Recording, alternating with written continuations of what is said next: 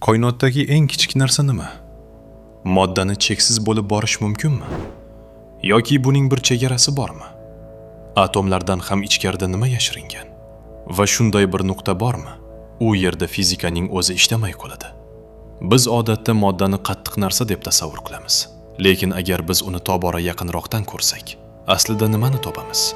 Ming yillar davomida insoniyat bitta oddiy savol haqida o'ylab kelgan. Agar biror jismni olib, uni mayda-mayda bo'laklarga bo'lishni davom ettirsak, buni cheksiz davom ettirish mumkinmi? Yoki eng oxirida undan kichikroq bo'lib bo'lmaydigan yakuniy zarracha bormi? Qadimgi Yunon faylasufi Demokrit atom g'oyasini ilgari surgan. Atom so'zi bo'linmas degan ma'noni bildiradi. O'sha davrda bu faqat falsafiy fikr edi. Hech qanday tajriba yo'q edi. Lekin bu g'oya hayratlanarli darajada haqiqatga yaqin bo'lgan. Uzoq vaqt davomida olimlar atomlarni moddaning eng kichik birligi deb hisoblashgan. Ammo 1897-yilda J.J. Thomson elektronni kashf etdi. Bu esa hamma narsani o'zgartirib yubordi. Atomlar bo'linmas emas edi. Ularning ichida undan ham kichikroq zarrachalar bor edi. Keyinchalik Ernest Rutherford atomning markazida juda kichik, lekin nihoyatda zich yadro borligini ko'rsatdi. Atomning katta qismi esa bo'shliqdan iborat. Bu kashfiyot olimlar uchun katta zarba bo'lgan, chunki bizga qattiq tuyuladigan modda aslida asosan bo'shliqdan tashkil topgan. Atom ichida nima bor? Atom yadrosi ichida protonlar va neytronlar bor. Bir vaqtlar olimlar ularni ham eng asosiy zarrachalar deb o'ylashgan.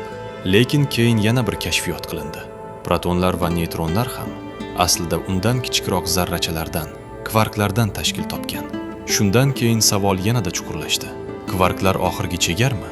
Yoki ularning ichida ham undan kichikroq narsa bormi? Zamonaviy fizika fundamental zarrachalarni standart model orqali tasvirlaydi. Unga quyidagilar kiradi: kvarklar, leptonlar, masalan elektronlar va kuch tashuvchi zarrachalar, masalan fotonlar. Bu zarrachalar elementar zarrachalar deb hisoblanadi. Ya'ni hozirgi bilimimizga ko'ra, ular undan ham kichikroq narsalardan tashkil topmagan. Lekin bu yerda bir muhim burilish bor. Zarrachalar rostdan ham nuqtami? Oddiy tasavvurda biz zarrachalarni juda mayda sharchalar deb o'ylaymiz. Lekin kvant fizikasi boshqacha manzarani ko'rsatadi. Zarrachalar qattiq jismlar emas. Ular to'lqin kabi ham harakat qiladi. Aslida ular yashirin maydonlarning qo'zgalishi sifatida namoyon bo'ladi. Bu g'oya kvant maydon nazariyasidan kelib chiqadi.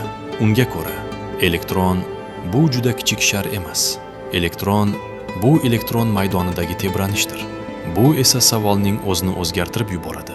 Endi savol shunchaki eng kichik jism nima emas, balki fizik ma'noga ega bo'lgan eng kichik o'lcham qayerda tugaydi degan savolga aylanadi. Fizika bizga juda kichik o'lchamlar uchun fundamental chegara bo'lishi mumkinligini ko'rsatadi. Bu chegara Planck uzunligi deb ataladi. U taxminan 1,6 marta 10 ustida -35 metrga teng. Bu qanchalik kichikligini tasavvur qilish uchun shunday o'ylang. Agar atom butun quyosh tizimi kattaligida bo'lganida, Planck uzunligi qum donasidan ham kichik bo'lardi. Ana shu o'lchamda fazo vaqtning o'zi biz bilgan ma'nosini yo'qotishi mumkin. Bu o'lchamda nima sodir bo'ladi? Planck miqyosida hozirgi fizik nazariyalarimiz ishlamay qoladi. Kvant mexanikasi va umumiy nisbiylik nazariyasi bir-biriga mos kelmaydi. Fazo silliq va uzluksiz bo'lmasligi mumkin. U kvantlangan bo'lishi ehtimol. Ya'ni alohida birliklardan tashkil topgan bo'lishi mumkin. Vaqtning o'zi ham uzluksiz oqmasligi mumkin. Balki butun reallik eng asosiy bo'lakchalardan qurilgandir. Lekin hozircha buni to'liq tushuntirib beradigan mukammal nazariya bizda yo'q. Nazariy jihatdan matematika bizga Planck uzunligidan ham kichik o'lchamlarni tasavvur qilishga imkon beradi. Lekin fizik jihatdan biz Planck uzunligidan kichik narsani o'lchay olmaymiz yoki kuzata olmaymiz. Bunday o'lchamlarni tekshirish uchun nihoyatda katta energiya kerak bo'ladi. Bu energiya esa hatto kichik qora tuynuk hosil qilishga yetishi mumkin. Shu sababli bu yerda tabiiy chegara paydo bo'ladi. Bu faqat texnologik cheklov emas, bu reallikning o'zidagi chegara bo'lishi mumkin. Ba'zi nazariyalarga ko'ra, fundamental zarrachalar nuqta shaklda emas. Ular nihoyatda kichik, tebranuvchi iplar. ya'ni stringlar bo'lishi mumkin. Bu stringlarning o'lchami Planck miqyosiga juda yaqin deb taxmin qilinadi.